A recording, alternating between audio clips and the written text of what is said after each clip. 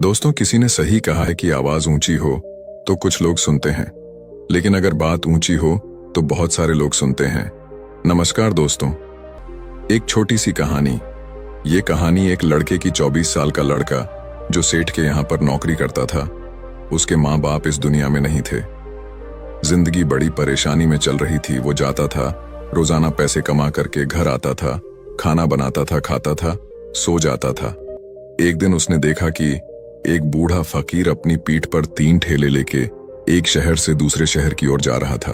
वह काफी बूढ़े भी थे और काफी देर से वह यूं ही सफर कर रहे थे और आखिरकार कुछ दूर और सफर करने के बाद वह चलते चलते थक कर एक पेड़ के नीचे बैठ गए।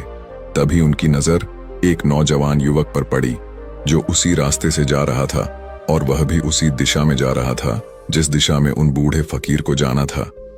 तभी वह लड़का उन बूढ़े फकीर के पास से होकर गुजरा।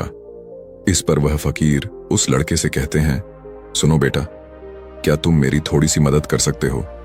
ये ठेला बहुत भारी है और मैं बूढ़ा हो चुका हूं। मैं ज्यादा समय तक इनका बोझ नहीं उठा सकता और मैं बहुत थक भी चुका हूं। तो क्यों ना तुम मेरे एक ठेले को ले लो और मुझे उस दूसरे गांव तक पहुंचा दो। इसके बदले में मैं तुम्हें 3 स्वर्ण मुद्राएं दूंगा। वह लड़का उन फकीर की सारी बातें सुनता है और उन फकीर से कहता है, कोई बात नहीं बाबा, मैं आपकी मदद करने के लिए तैयार हूं। कहिए आपको कहां जाना है? ऐसा कहकर उस लड़के ने उन फकीर का एक ठेला उठा लिया और अपने कंधे पर ले लिया। तभी उस जवान लड़के को यह एहसास हुआ कि यह ठेला तो सचमुच बहुत भारी है। वह लड़का और फकीर दोनों रास्ते में आगे की ओर बढ़ चले। कुछ दूर आगे चलने के बाद देखते ही देखते वह गांव खत्म होने लगा और अब एक सुनसान रास्ता आगे की ओर जा रहा था। वे दोनों अपने मार्ग में मस्त होकर आगे की ओर बढ़ रहे थे। जब भीड़ से पूरी तरह से अलग हो गए तो वह लड़का उन फकीर से कहता है, बाबा, इस ठेले में आखिर ऐसा क्या रखा है जो ये ठेला इतनी वजन है? इस पर वह फकीर आदमी उस लड़के को जवाब देते हुए कहते हैं, कुछ नहीं बेटा, बस इसमें तांबे के कुछ सिक्के भरे हुए हैं, इसी कारण ये ठेले में बहुत वजन है। उन फकीर की यह बात सुनकर वह लड़का मन ही मन सोचने लगा, लगता है ये बाबा जरूर कोई व्यापारी है, तभी तो इतने सारे तांबे के सिक्के लेकर चल रहे हैं। और फिर तभी उसके मन में एक ख्याल आया कि मुझे क्या करना है। मुझे तो खाली यह ठेला दूसरे गांव तक पहुंचा है, बस इतना ही। जैसे ही उसके मन में यह ख्याल आया, उसने तांबे के सिक्कों का वह ख्याल मन से निकाल दिया और अपनी धुन में मस्त होकर वह आगे की ओर चलने लगा। चलते चलते कुछ और समय बीता और वे दोनों एक नदी के किनारे जा पहुंचे। वह लड़का हट्टा कट्टा था और काफी चुस्त और तंदुरुस्त भी था, इसलिए वह बिना सोचे समझे उस नदी में उतर जाता है। किंतु वह फकीर अब भी किनारे पर ही खड़े थे। इस पर वह लड़का उन फकीर से कहता है, क्या हुआ बाबा, चलिए आइए, हमें यह नदी पार करनी होगी, तभी तो हम उस गांव तक पहुंच पाएंगे। इस पर वह फकीर उस लड़के से कहते हैं, मैं जानता हूं बेटा कि हमें यह नदी पार करनी ही होगी, लेकिन जैसा कि तुम जानते हो मैं अब बूढ़ा हो चुका हूं और 2-2 ठेले लेकर मैं यह नदी पार नहीं कर सकता। कहीं मेरा पांव फिसल गया तो क्या होगा? क्या तुम मेरी एक और गठरी ले सकते हो? मैं तुम्हें इसके बदले भी 3 स्वर्ण मुद्राएं दूंगा। इस पर वह लड़का मुस्कुराते हुए उन फकीर से कहता है, बाबा, आप मुझे शर्मिंदा कर रहे हैं। यदि आप मुझे स्वर्ण मुद्राएं ना भी दें तो भी मैं आपका कार्य अवश्य करूंगा। मैं आपको उस दूसरे गांव तक जरूर पहुंचाऊंगा। इस पर वो फकीर मुस्कुराते हुए उस लड़के से कहते हैं, बेटा, तुम तो बड़े ही भले इंसान लगते हो। इतना कहकर उन्होंने वह दूसरी गठरी भी उस लड़के को थमा दी। उस लड़के ने जब वह दूसरी गठरी अपने कंधे पर रखी तो वह गठरी भी उसे बहुत ज्यादा भारी लगी, लेकिन उसने वहां पर कुछ नहीं कहा। जैसे तैसे उन दोनों ने नदी पार की। नदी पार करने के बाद बातों बातों में ही उस लड़के ने उन फकीर से कहा, बाबा, आखिर इस दूसरी गठरी में क्या है? ये गठरी भी बहुत वजन है। इस पर वह फकीर उस लड़के को जवाब देते हुए कहते हैं, बेटा, इसमें चांदी के सिक्के हैं, इसी कारण यह गठरी भी बहुत वजन है। उन फकीर की यह सारी बातें सुनकर अब उस लड़के का दिमाग तेजी से काम करने लगा था। वह यह सोच रहा था कि एक ठेले में तांबे के सिक्के हैं और दूसरी में चांदी के। ऐसा प्रतीत होता है मानो यह फकीर बाबा कहीं दूर से आ रहे हैं और उन्होंने अपनी सारी जमीन जायदाद बेचकर ये सारे सिक्के इकट्ठे किए हैं। तभी तो वह इतना धन लेकर चल रहे हैं, लेकिन वह लड़का उन फकीर से कुछ नहीं कहता और वे दोनों चुपचाप मार्ग में आगे की ओर बढ़ते चले जाते हैं। कुछ दूर आगे बढ़ने के बाद एक बार फिर एक सुनसान राह आती है। उस सुनसान रास्ते को देखते ही उस लड़के के मन में तरह तरह के विचार उत्पन्न होने लगे। वह यह सोचने लगा, अरे यह तो सुनसान जगह है, अगर मैं यह सिक्के लेकर यहां से भाग जाऊं तो यह फकीर मुझे कब तक दौड़ाएंगे। मुझे नहीं लगता कि मुझे कभी पकड़ पाएंगे और यहां पर कोई है भी नहीं जो इनकी मदद कर पाए। और वैसे भी ये बहुत सारे सिक्के हैं, मैं इनसे एक अच्छी दुकान खरीद सकता हूं, अपना नया व्यापार शुरू कर सकता हूं।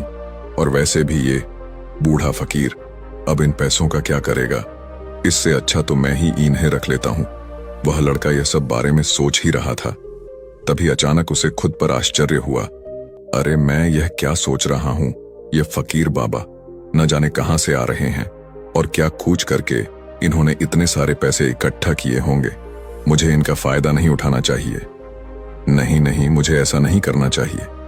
उसने कुछ देर के लिए तो अपने मन के विचारों को काबू कर लिया, लेकिन कुछ देर बाद उसके मन के विचार उस पर देखते ही देखते हावी होने लगे।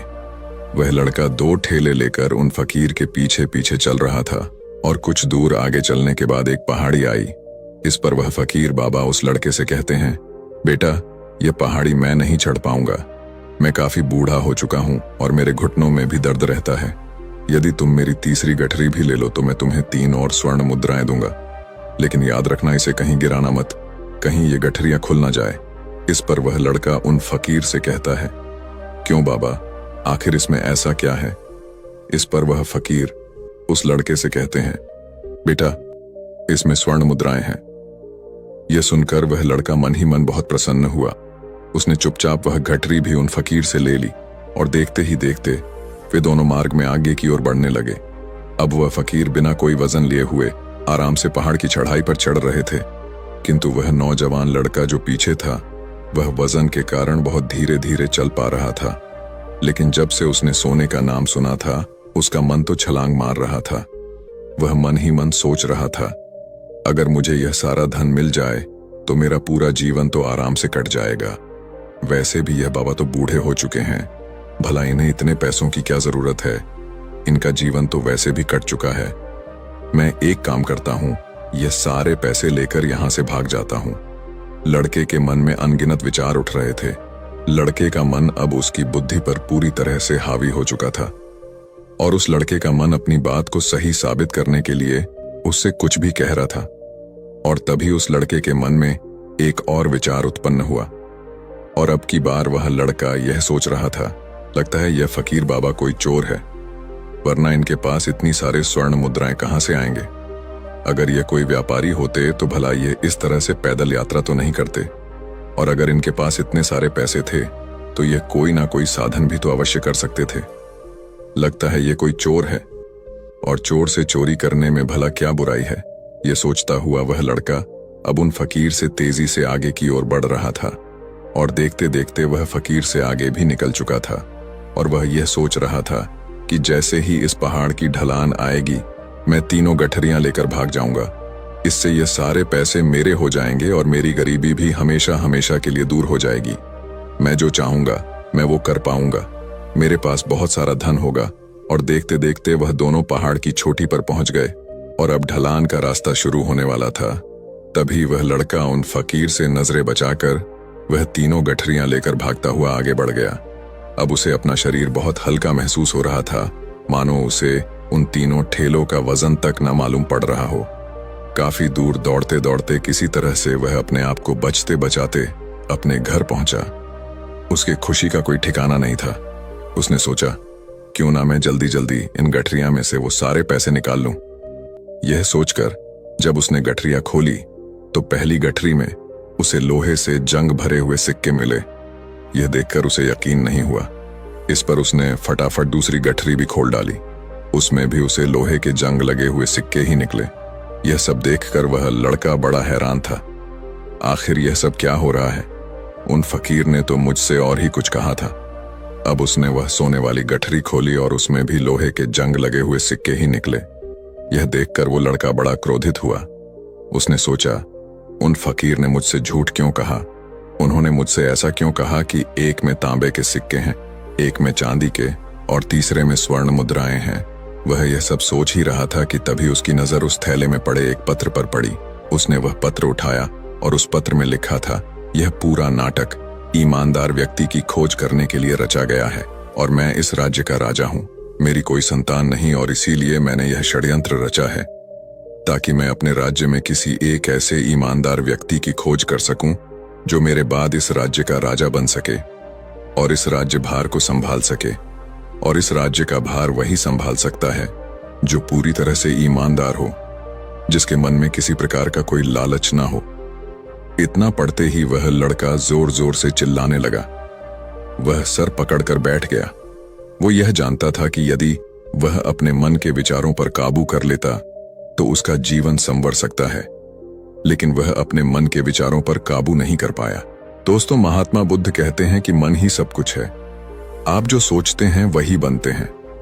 इसलिए आपका सबसे बड़ा दुश्मन भी आपको उतना नुकसान नहीं पहुंचा सकता जितना कि आपके मन के यह अनियंत्रित विचार पहुंचा सकते हैं।